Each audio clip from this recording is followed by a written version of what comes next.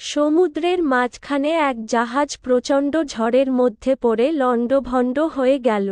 সেই জাহাজের বেঁচে যাওয়া এক যাত্রী ভাসতে ভাসতে এক নির্জন দ্বীপে এসে পৌঁছাল। জ্ঞান ফেরার পর প্রথমেই সে আল্লাহর কাছে প্রাণ খুলে ধন্যবাদ জানালো তার জীবন বাঁচানোর জন্যে। প্রতিদিন সে দ্বীপের তীরে এসে বসে থাকত যদি কোনো জাহাজ সেদিকে আসে এই আশায়। কিন্তু প্রতিদিনই তাকে হতাশ হয়ে ফিরে আসতে হতো।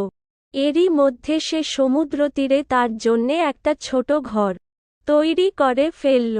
সমুদ্রের মাছ ধরে এবং বন থেকে ফলমূল শিকার সে বেঁচে থাকল।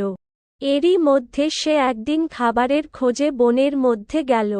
বন থেকে সে যখন ফিরে এলো তখন দেখল যে তার রান্না করার চুলা থেকে আগুন লেগে পুরো ঘরটিই ছাই হয়ে গিয়েছে এবং তার কালো ধোঁয়ায় আকাশ ভরে গিয়েছে।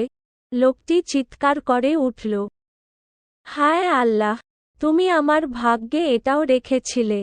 পরদিন সকালে এক জাহাজের আওয়াজে তার ঘুম ভাঙল।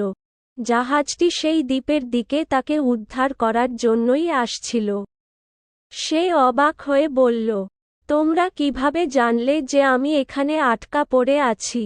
জাহাজের ক্যাপ্টেন জানালো, তোমার ঝালানো ধোঁয়ার সংকেত দেখে।